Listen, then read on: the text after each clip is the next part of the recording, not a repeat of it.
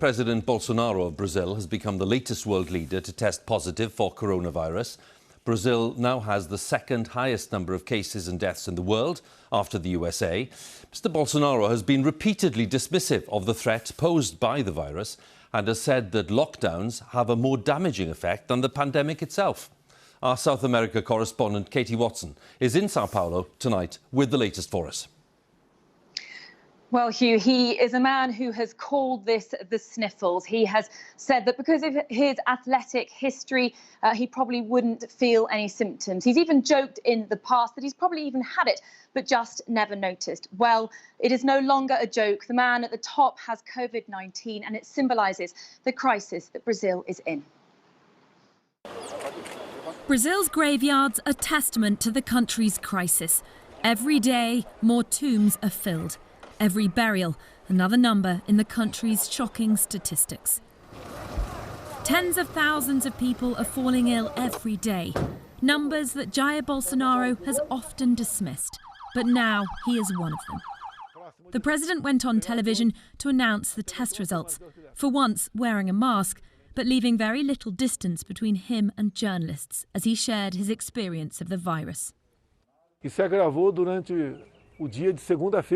started on Sunday with a certain feeling of unwell that worsened during the day on Monday with malaise, tiredness, a bit of muscle pain and a fever that reached 38 degrees.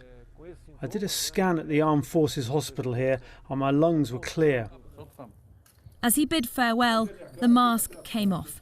Not even COVID-19 will make him change his ways.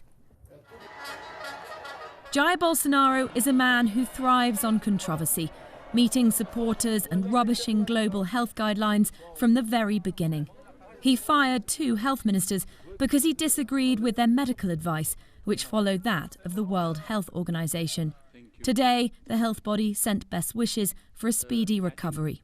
We're all potentially exposed to this virus. The virus doesn't really know who we are, whether we're prince or pauper. We're equally vulnerable, and I think what it really highlights is our collective vulnerability to this disease. And Brazil is more vulnerable than most.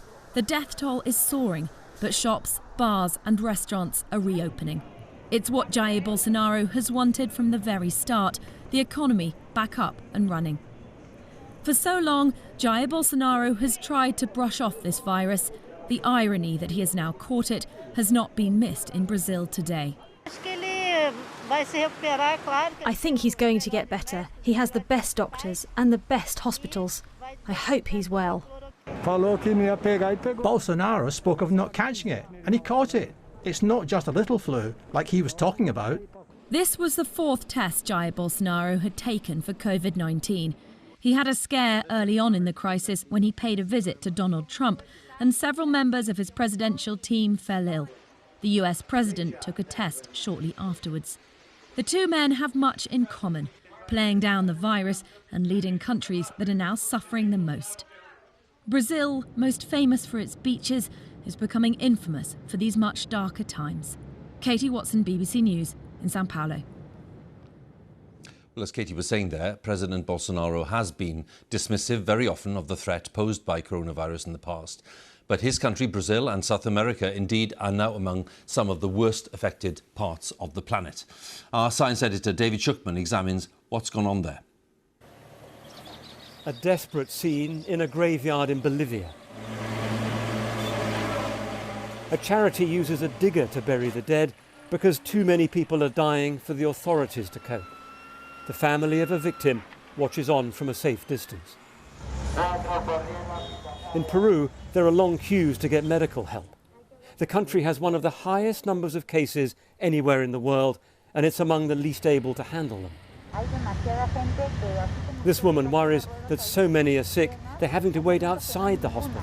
It's very scary, she says. Health experts are now becoming seriously alarmed about what's happening in Latin America. Of the countries with the largest number of cases, 4 are in Latin America.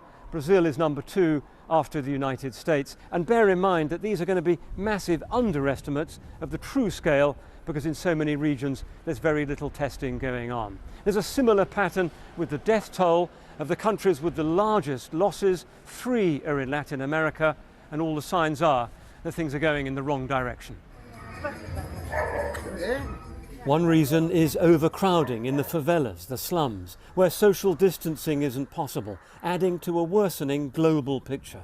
There have now been 11.4 million cases of COVID-19 and more than 535,000 lives have been lost.